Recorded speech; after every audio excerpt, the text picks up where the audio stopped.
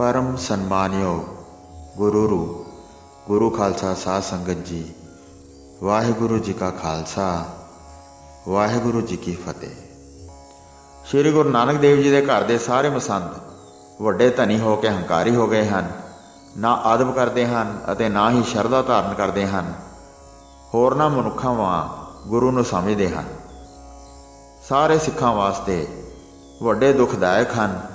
धन लैके शराब पीण वाले पापी बन गए हैं। वेसवा भोगना ते होर अजिहे विकारां विच पै गए हैं ते सारिਆਂ ਦੇ ਵਿੱਚ ਵੱਡਾ हंकार वसदा है। श्री राम राय जी स्वर्गवास हो गए हैं। हुण सानू कोई डर नहीं रहा। सारे मसंद हिरदे विच बहुत हंकार करन लगे। जिथों किथों बहुत धन संभाल लिया ते आपस विच मिल के सारा वंड लिया। माता पंजाब कौर ने बहुत कहा पर हटे नहीं ते वड्डे दुष्ट मानते नहीं सन। कुछ वस नहीं सी चलदा, लाचार हो गए। वड्डी सज़ा तो बगैर वड्डे दुष्ट मनण वाले नहीं सन। माता पंजाब कौर ने फिर गुरु जी वाल बेनती लिखी। आप जी दे घर ये मैं बेनती भेजदी हाँ। आप जी वड्डे हो, तुहाडा भतीजा सी, तुसी मालक हो, इस समय संभाल करो। दुष्ट मसंदा ने वड्डा विगाड़ किया है। रत्ता भर भी किसी पासों डर नहीं धारण किया। हुण निश्चिंत हो के बहुत हंकार धारण किया है। जिथों किथों धन लुका के संभाल लेंदे हैं। मैनू कहंदे हैं तेरा इस्त्री का शरीर है, तू इन्ने वड्डे भाव नूं तू किवें समझ सकदी है। भाव तू संगत आदि नूं संभाल नहीं सकदी।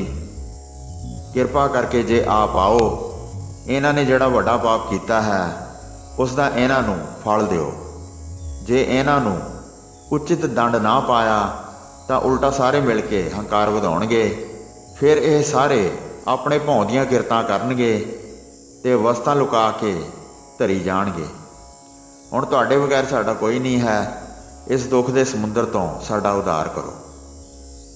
जिहड़े भाई बहलो जी के पुत्र भाई गुरदास नामी मसंद सी, वह माता पंजाब कौर नूं मिले। सारे मसंदां तो लुक के यह चिट्ठी विचार के लिखी, सारिਆਂ पासों लुका के पहुँचा दी। तद चिट्ठी कलगीधर पातशाह के पास आ गई। भाई नंद चंद चिट्ठी लैके गुरु जी के पास गया तो सारा प्रसंग उन्होंने सुनाया।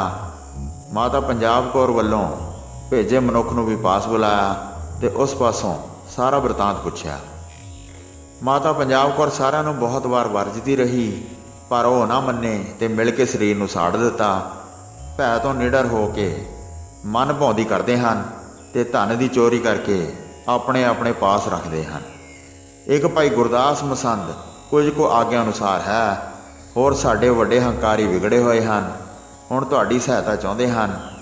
इहो ही इको एक आसरा मन्निया है। श्री कलगीधर पातशाह ने सुन के विचार की। सारे मसंदा ने यह काम चंगा नहीं किया।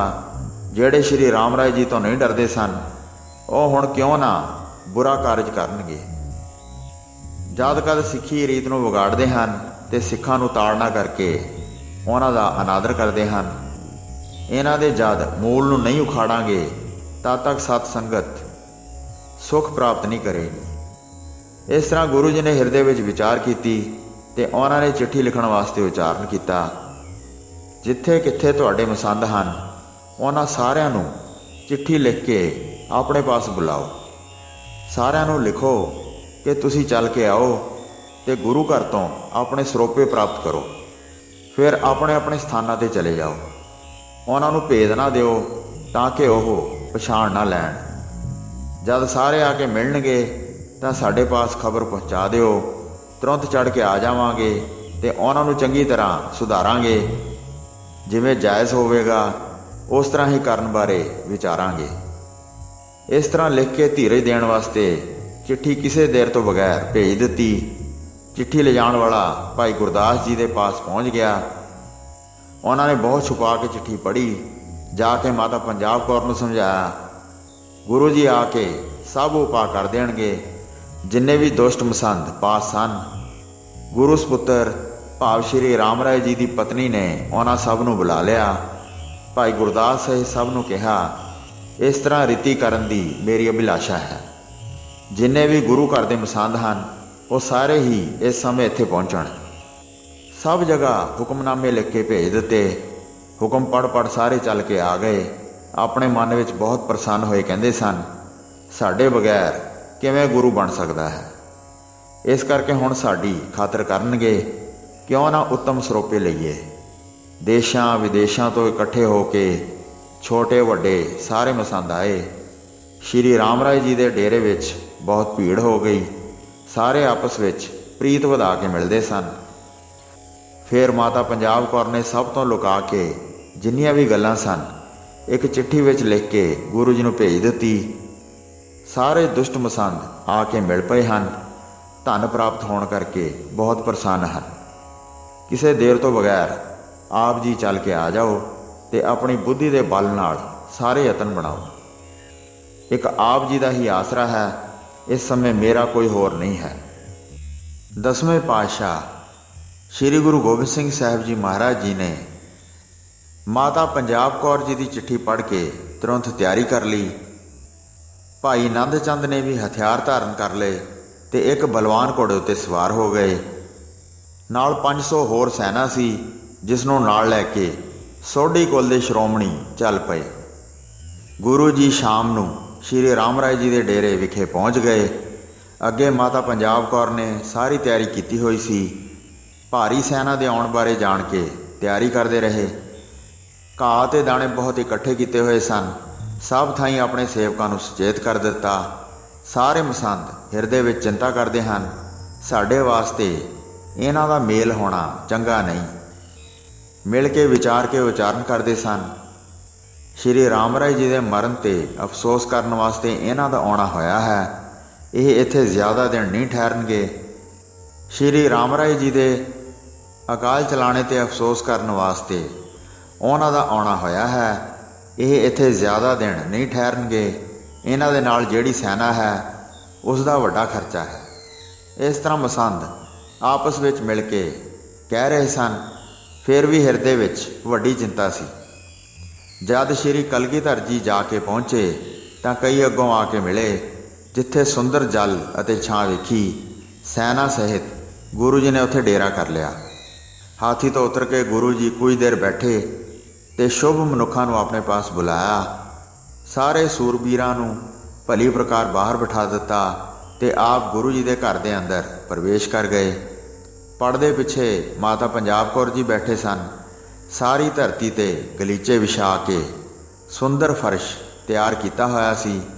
ਸਾਰੇ ਮਸੰਦ ਸਰੀਰ ਦੇ ਬਹੁਤ ਮੋਟੇ ਤਾਜ਼ੇ ਸਨ। ਬਣ ਕੇ ਜਿੱਥੇ ਕਿੱਥੇ ਮਾੜੀ ਮੱਤ ਵਾਲੇ ਬੈਠੇ ਸਨ। ਉਹ ਗੁਰੂ ਜੀ ਦੇ ਤੇਜ ਨੂੰ ਵੇਖ ਰਹੇ ਸਨ। ਉਸ ਸਮੇਂ ਸਾਰੇ ਅੱਗੋਂ ਉੱਠ ਪਏ ਤੇ ਸਾਰਿਆਂ ਦੇ ਵਿੱਚ ਜਾ ਬੈਠੇ, ਜਿੱਥੇ ਵੱਡੀ ਗਿਣਤੀ ਵਿੱਚ ਸੂਰਬੀਰ ਪਾਸ ਬੈਠੇ ਹੋਏ ਸਨ। ਗੁਰੂ ਜੀ ਨੇ ਪੁੱਛਿਆ, ਸ਼੍ਰੀ ਰਾਮ ਰਾਏ ਜੀ ਦੇ ਸਰੀਰ ਨੂੰ ਕੀ ਹੋਇਆ ਹੈ, ਜਿਸ ਕਰਕੇ ਬੈਕੁੰਠਾਂ ਨੂੰ ਚਲੇ ਗਏ ਹਨ। ਇਹ ਸੁਣ ਕੇ ਫਿਰ ਮਾਤਾ ਪੰਜਾਬ ਕੌਰ ਜੀ ਨੇ ਇਸ ਤਰ੍ਹਾਂ ਕਿਹਾ, ਮਾਨੋ ਕਸ਼ਟ ਦੀ ਭਰੀ ਹੋਈ ਕੋਠੀ ਖੋਲ੍ਹੀ ਹੈ। ਉਹਨਾਂ ਨੇ ਮੈਨੂੰ ਭਲੀ ਭਾਂਤ ਸਮਝਾਇਆ ਸੀ, ਸਰੀਰ ਨੂੰ ਰੱਖੋ ਕਹਿ ਕੇ ਚਲੇ ਗਏ, ਪਰ ਮਸੰਦਾਂ ਨੇ ਕੁਝ ਨਹੀਂ ਮੰਨਿਆ ਹੈ। ਮੈਂ ਬਹੁਤ ਵਰਜ ਰਹੀ, ਪਰ ਉਹਨਾਂ ਨੇ ਕੁਝ ਵੀ ਨਹੀਂ ਜਾਣਿਆ। ਅੰਦਰੋਂ ਬੰਦ ਕੀਤੇ ਹੋਏ ਦਰਵਾਜ਼ਿਆਂ ਨੂੰ ਤੋੜਿਆ। ਉਸ ਸਥਾਨ 'ਤੇ ਪਏ ਹੋਏ ਸਰੀਰ ਨੂੰ ਵੇਖਿਆ। ਸਰੀਰ ਨੂੰ ਚੁੱਕ ਕੇ ਬਾਹਰ ਲੈ ਗਏ। ਫਿਰ ਮੈਂ ਉਹਨਾਂ ਦਾ ਧਿਆਨ ਧਰ ਕੇ ਆਰਾਧਨਾ ਕੀਤੀ। ਤੁਰੰਤ ਆਕਾਸ਼ ਦੇ ਰਾਹ ਚੱਲ ਕੇ ਆ ਗਏ ਤੇ ਉਲਟੀ ਰੀਤੀ ਵੇਖ ਕੇ ਗੁੱਸੇ ਵਿੱਚ ਆ ਕੇ ਸ਼ਬਦ ਸੁਣਾਏ। ਸਰੀਰ ਦੇ ਵਿੱਚ ਨਹੀਂ ਪ੍ਰਵੇਸ਼ ਕੀਤਾ ਤੇ ਧੀਰਜ ਧਾਰ ਕੇ ਬੈਕੁੰਠ ਨੂੰ ਚਲੇ ਗਏ।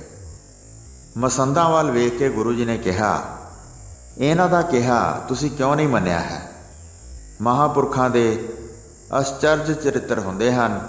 ਉਹ ਸਿੱਖਾਂ ਦੇ ਅਨੇਕਾਂ ਕੰਮ ਕਰਦੇ ਹਨ। ਮਾੜੀ ਮੱਤ ਵਾਲਿਓ, ਤੁਸੀਂ ਵੱਡਾ ਕੁਕਰਮ ਕੀਤਾ ਹੈ, ਜਿਸ ਤੋਂ ਵੱਡਾ ਹੋਰ ਕੋਈ ਅਧਰਮ ਨਹੀਂ ਹੈ। ਆਪਣੇ ਗੁਰੂ ਨੂੰ ਤੁਸੀਂ ਭਲੀ ਪ੍ਰਕਾਰ ਨਾ ਚਾਹਿਆ, ਜਿਉਂਦੇ ਸਰੀਰ ਨੂੰ ਚਿਖਾ 'ਤੇ ਰੱਖ ਕੇ ਸਾੜ ਦਿੱਤਾ।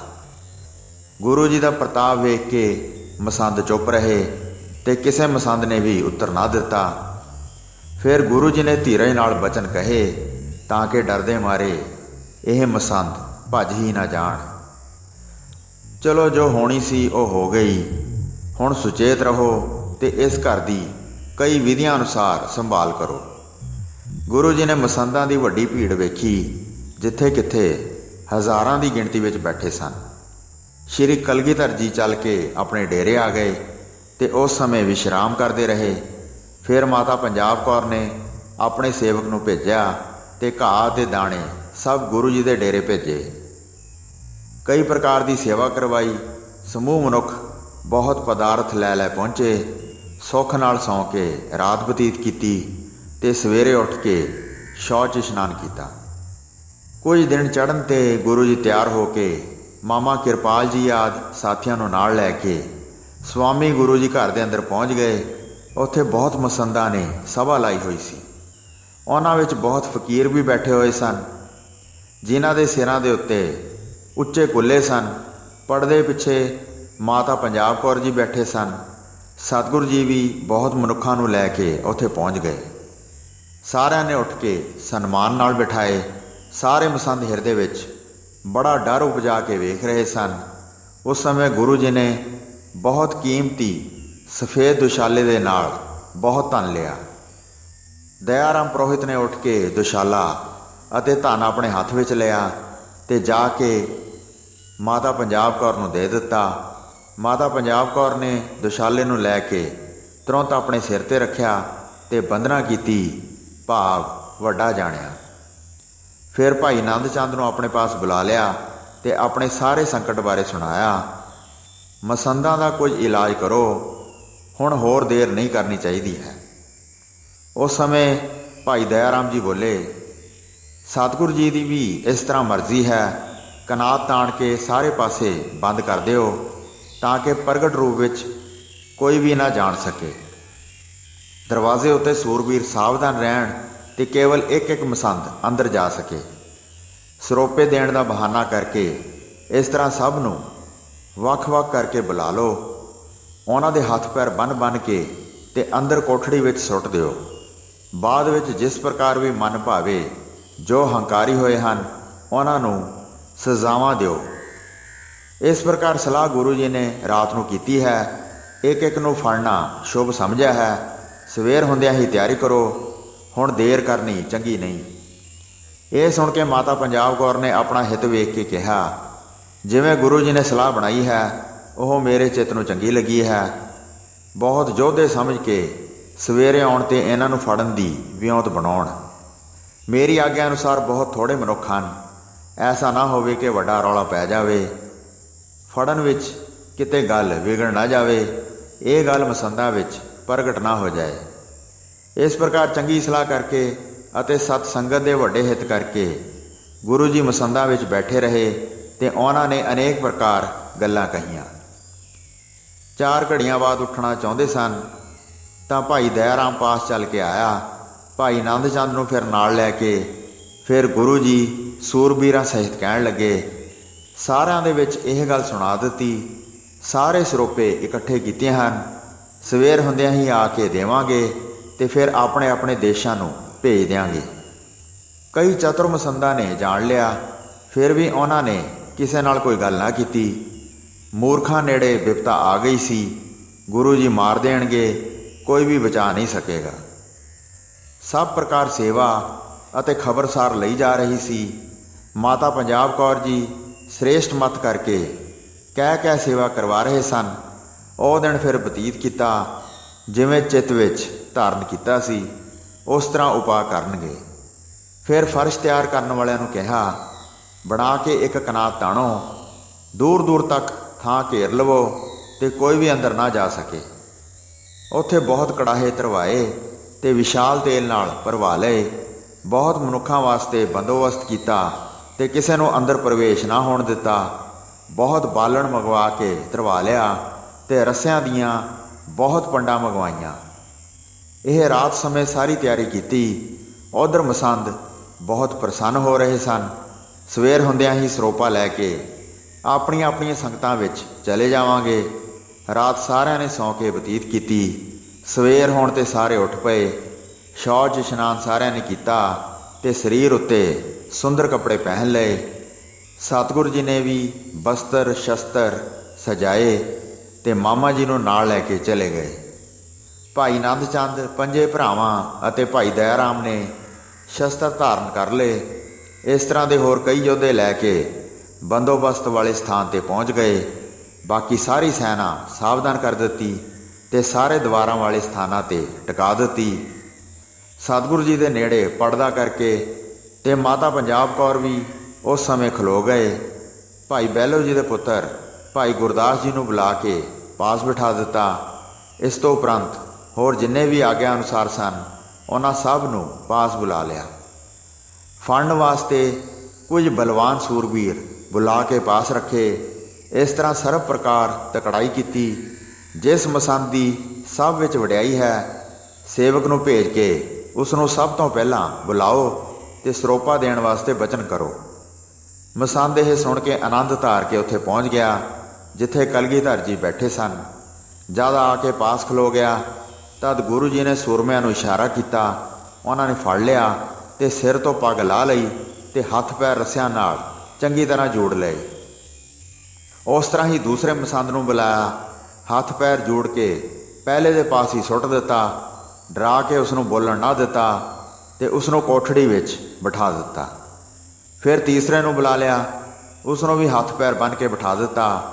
ਬਾਹਰ ਸਾਰਿਆਂ ਵਿੱਚ ਇਹ ਪ੍ਰਗਟ ਕੀਤਾ, ਬਹੁਤ ਸਰੋਪੇ ਦੇ ਰਹੇ ਹਨ। ਸਰੀਰ ਉੱਤੇ ਵਧੀਆ ਤੋਂ ਵਧੀਆ ਕੱਪੜੇ ਪਾ ਕੇ ਆਉਂਦੇ ਸਨ ਤੇ ਪ੍ਰਸੰਨਤਾ ਧਾਰ ਕੇ ਅੰਦਰ ਜਾਣਾ ਚਾਹੁੰਦੇ ਸਨ।